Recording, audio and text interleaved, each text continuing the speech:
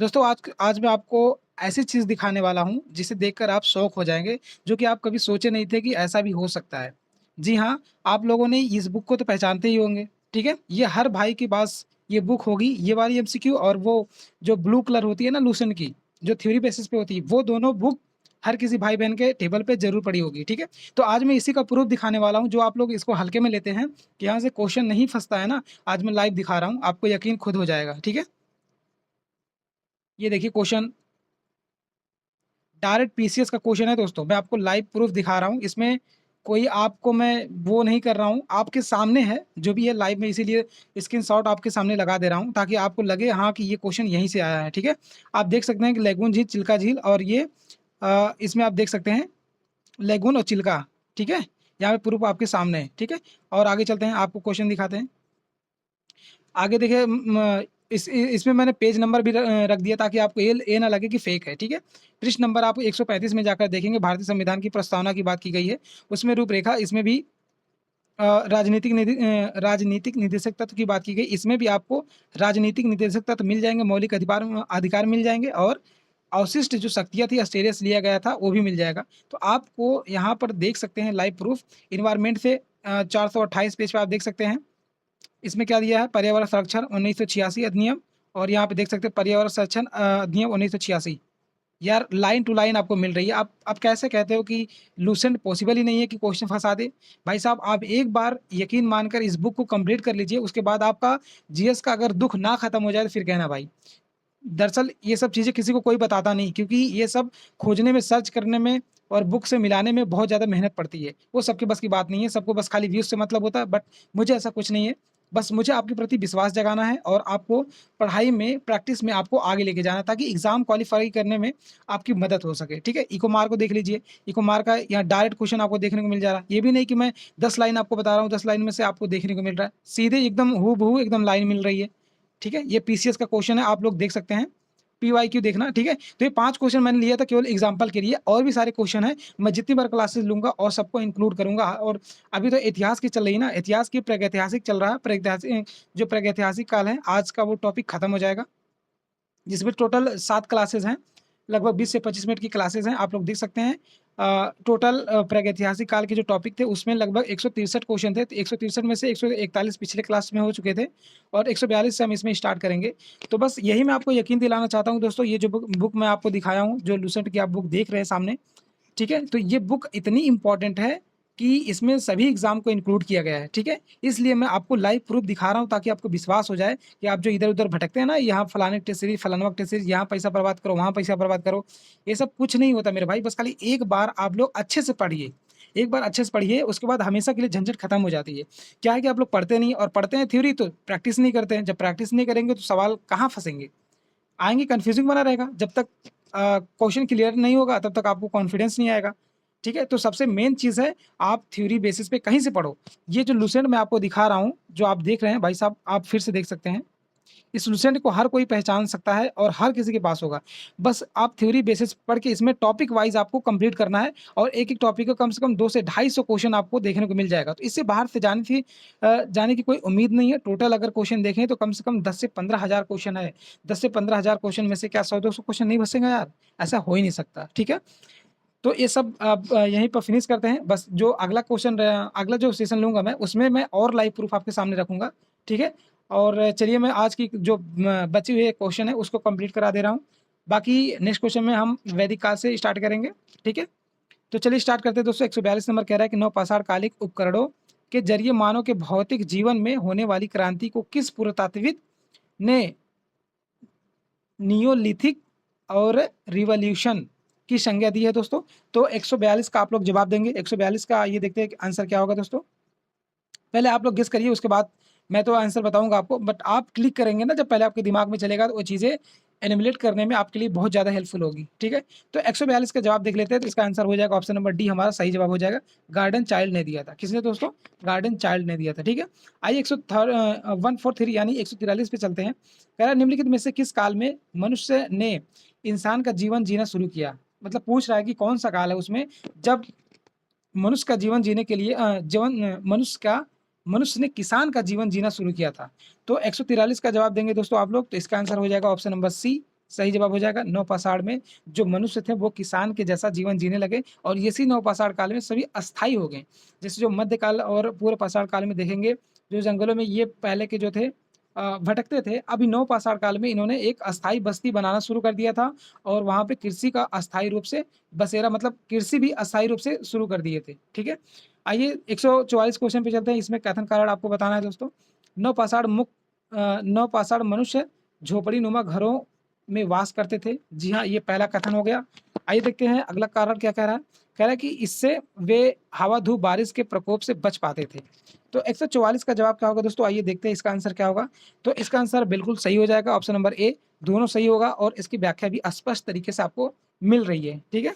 तो इसके हिसाब से ऑप्शन नंबर ए हमारा सही जवाब हो जाएगा।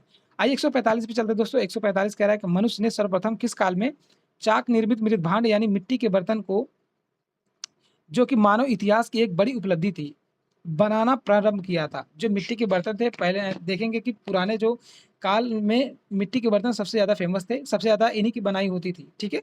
तो वही कह रहा है कि इसकी बड़ी उपलब्धि कब से आरंभ मानी जाती है। तो आइए 145 नंबर का जवाब देख लेते हैं दोस्तों। तो इसका आंसर हो जाएगा ऑप्शन नंबर सी, ये भी नवपाषाण काल से माना जाता है। ठीक है? उसके बाद आगे चलते हैं 146 पे चलते हैं। इसमें कह रहा है कि निम्नलिखित में से किस स्थल से कपास की खेती और सर्वप्रथम साक्ष्य प्राप्त हुआ है? मतलब कपास की खेती की जो हुई थी उसका साक्ष्य कहाँ से मिला है दोस्तों? तो आइए देखते हैं दोस्तों इसका आंसर क्या होगा। 146 का जवाब हो जाएगा ऑप्शन नंबर डी हो जाएगा, मेहरगढ़, जो कि पाकिस्तान के नियरेस्ट पड़ता है, बलूचिस्तान में। ठीक है? तो कपास की सबसे पहली खेती यहीं से आपको देखने को मिल जाएगी। दोस्तों वीडियो अच्छा लगे तो ज़्यादा से ज़्यादा शेयर करना और अपने दोस्तों के साथ तो बिल्कुल शेयर कर देना और जो भी आपका क्यूरी है आप लोग कमेंट में करना और वीडियो अच्छा लगे तो प्लीज़ एक फीडबैक देना ना भूलें। ठीक है दोस्तों? क्योंकि आपके लिए हम इतना मेहनत कर रहे हैं, आपके प्रति इतना डेडिकेट है, तो आपको प्लीज़ आप लोगों की हेल्प की ज़रूरत है, ताकि हम और अच्छा कर सकें। ठीक है? आइए अगले क्वेश्चन पे चलते हैं। 147 कह रहा है निम्नलिखित में से कौन-सा नवपाषाण कालिक या नवपाषाणिक स्थल कश्मीर में स्थित नहीं है? तो आइए देखते हैं दोस्तों इसका आंसर क्या होगा। 147 का जवाब देख लेते हैं। तो इसका आंसर हो जाएगा ऑप्शन नंबर डी, हमारा सही जवाब हो जाएगा। जो पांडु राजार ढीवी है, ढीबी, वो कश्मीर में नहीं स्थित है। बाकी गुफकराल और मार्तंड और बुर्जहोम ये सब कहाँ है? वो जम्मू कश्मीर में आपको देखने को मिल जाएँगे। ठीक है? 148 कह रहा है निम्नलिखित में से कौन-सा नवपाषाण स्थल उत्तर प्रदेश में स्थित नहीं है दोस्तों? आइए देखते हैं इसका आंसर क्या होगा। 148 का जवाब देख लेते हैं। तो इसका आंसर हो जाएगा ऑप्शन नंबर डी हो जाएगा, जो चिरांद है और चिरांद कहाँ पड़ता है दोस्तों? ये होता है बिहार में। कहाँ पे? ये बिहार में पड़ता है। ठीक है? बाकी कोल्डिवा और लहुरा देव, कोल्डिवा हमको मेलन घाटी यहाँ प्रयागराज में मिल जाएगा। ठीक है? तो इसका आंसर ऑप्शन नंबर डी हमारा सही जवाब हो जाएगा, चिरांद। ठीक है? चिरांद कहाँ है? बिहार में है, ना कि उत्तर प्रदेश में। 149 कह रहा है नवपाषाण स्थल पायथन लोर लंगतीन किस राज्य में स्थित है दोस्तों? तो 149 का जवाब देख लेते हैं। 149 का जवाब हो जाएगा ऑप्शन नंबर बी, हमारा सही जवाब हो जाएगा। कहाँ पे? मेघालय में पड़ता है दोस्तों। कहाँ पे? मेघालय में। ऑप्शन नंबर बी हमारा सही जवाब हो जाएगा। 150 पे चलते हैं दोस्तों। कह रहा है कि निम्नलिखित में से नवपाषाणिक स्थल में से कौन-सा स्थल सबसे दक्षिण में स्थित है? तो सबसे दक्षिण में कौन-सा स्थल स्थित है आपको बताना है दोस्तों। तो आइए देखते हैं। 150 का जवाब देख लेते हैं दोस्तों कौन-सा होगा। तो 150 की बात कर ले तो वो हो जाएगा ऑप्शन नंबर डी, हमारा सही जवाब हो जाएगा। पय्यमपल्ली, जो है दक्षिण में तमिलनाडु में पड़ता है। ठीक है? तो ऑप्शन नंबर डी हमारा सही जवाब हो जाएगा। 151 पे चलते हैं दोस्तों। 151 कह रहा है बनास संस्कृति किस संस्कृति का दूसरा नाम है? जो बनास संस्कृति है दोस्तों, वो किस संस्कृति का दूसरा नाम है? तो 151 की बात कर लेते हैं। तो इसका आंसर हो जाएगा ऑप्शन नंबर ए, हमारा सही जवाब हो जाएगा। आहार जो संस्कृति है, उसी को बनास संस्कृति भी कहा जाता है। ठीक है? ऑप्शन नंबर ए हमारा सही जवाब हो जाएगा। 152 पे चलते हैं। 152 कह रहा है निम्नलिखित में से कौन-सा प्रागैतिहासिक स्थल मालवा संस्कृति का प्रारूप स्थल है? तो आइए देखते हैं इसका आंसर क्या होगा। 152 का जवाब देख लेते हैं दोस्तों। 152 का जवाब हो जाएगा, आप लोग जवाब दीजिए 152 का दोस्तों। तो इसका आंसर हो जाएगा ऑप्शन नंबर सी, हमारा सही जवाब हो जाएगा। नौदा टोली। कौन-सा दोस्तों? ऑप्शन नंबर सी सही जवाब हो जाएगा। 153 पे चलते हैं दोस्तों। 153 कह रहा है कि नौदा नौदा टोली का उत्खनन किसने करवाया था? जो नौदा टोली है दोस्तों, उसका उत्खनन सबसे पहले किसने करवाया था? तो आइए देखते हैं दोस्तों इसका आंसर क्या होगा। तो इसका आंसर हो जाएगा ऑप्शन नंबर सी, हमारा सही जवाब हो जाएगा। एचडी संकालिया ने। कौन दोस्तों? HD Sankalia. Option number C हमारा सही जवाब हो जाएगा। ठीक है? 154 पे चलते हैं दोस्तों। 154 कह रहा है कि नौदा टोली किस राज्य में स्थित है? तो मैं आपको बता दूं, नौदा टोली दोस्तों वो मध्य प्रदेश में स्थित है। कहाँ पे दोस्तों? मध्य प्रदेश में ये स्थित है। ठीक है? आइए आगे चलते हैं, उसके नेक्स्ट क्वेश्चन देखते हैं। 155 दक्षिण भारतीय महापाषाण संस्कृति में पाषाणिक या पाषाण काल के लगभग कितने प्रकार मिले हैं दोस्तों? तो 155 का जवाब देख लेते हैं, तो इसका आंसर हो जाएगा ऑप्शन नंबर डी हमारा सही जवाब हो जाएगा। 40 प्रकार के संस्कृति या लगभग मध्य पाषाण की संस्कृति, महापाषाण के लगभग 40 प्रकार के देखने को मिले हैं, आपको देखने को मिल जाएंगे या मिले हैं। ठीक है, 156 की बात कर लेते हैं दोस्तों। 156 में क्या कह रहा है? 156 में कह रहा है निम्नलिखित में से पाषाणिक संस्कृति स्थलों में से कौन सा स्थल सबसे दक्षिण में स्थित है दोस्तों? तो 156 का जवाब देख लेते हैं, तो इसका आंसर हो जाएगा ऑप्शन नंबर डी हो जाएगा, आदिचन्नालूर। ठीक है, ऑप्शन नंबर डी हमारा सही जवाब हो जाएगा।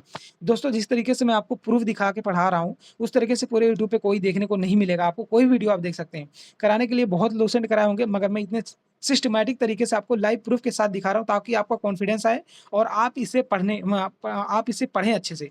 जो भाई बुक से नहीं पढ़ सकता वो वीडियो के माध्यम से पढ़ ले, इसीलिए मैं वीडियो प्रोवाइड करा रहा हूँ और सब्जेक्ट वाइज, टॉपिक वाइज सभी को एक जगह पे मैं सम्मिलित कर दूंगा।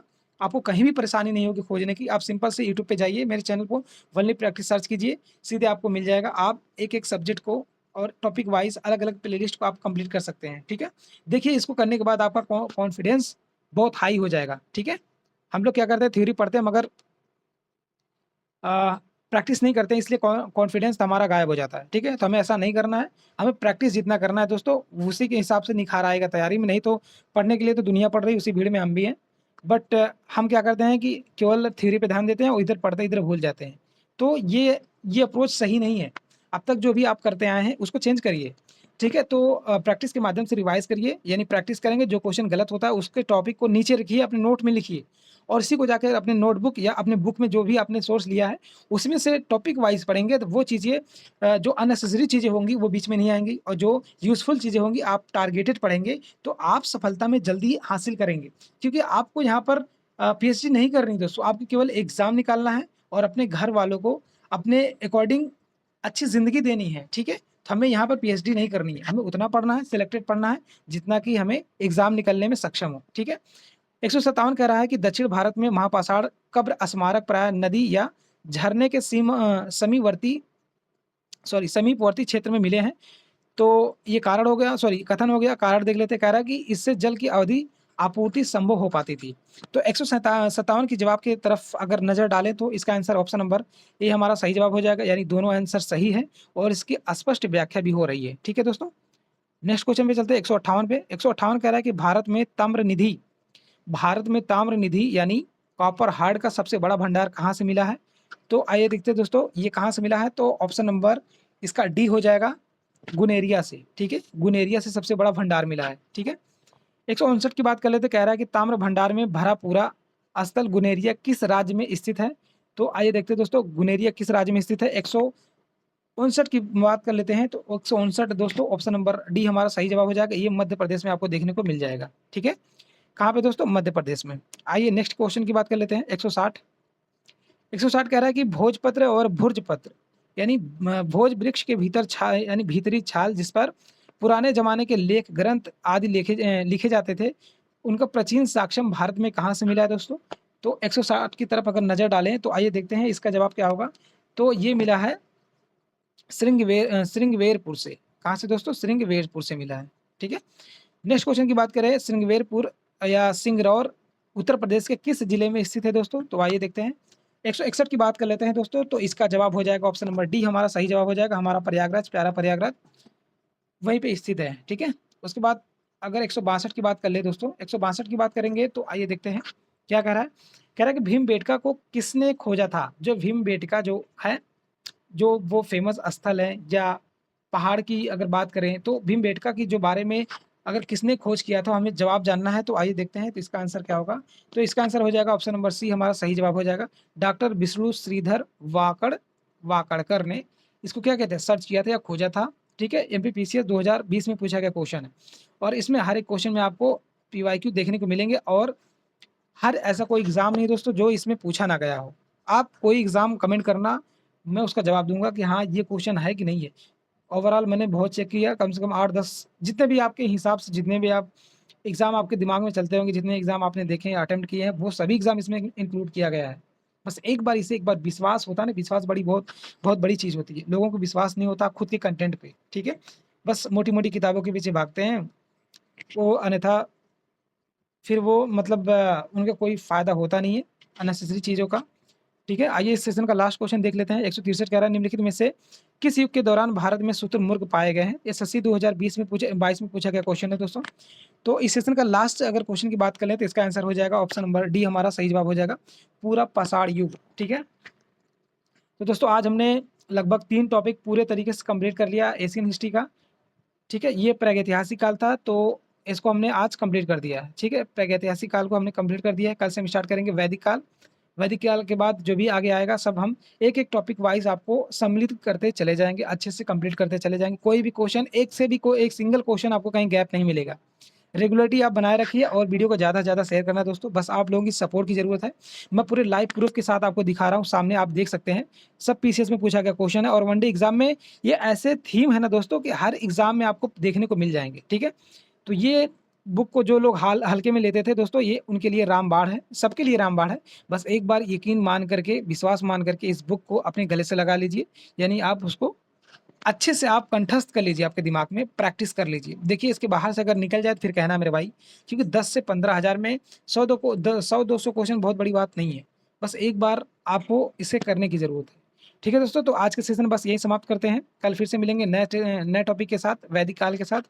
और आप लोग वीडियो में बने रहिए और वीडियो को ज़्यादा से ज़्यादा शेयर करना और वीडियो को लास्ट तक देखा करिए दोस्तों, तभी जा करके आपको रिस्पॉन्स मिल जाएगा, मिल पाएगा कितने क्वेश्चन आपके सही हो रहे हैं और कितने गलत हो रहे हैं। और ये मुझे फीडबैक ज़रूर देना कि आपके कितने क्वेश्चन सही हुए, कितने गलत हुए। ठीक है दोस्तों? तो आज का सेशन बस यहीं तक समाप्त करते हैं। कल फिर से मिलते हैं एक नए सेशन में, तब तक के लिए जय हिंद, वंदे मातरम।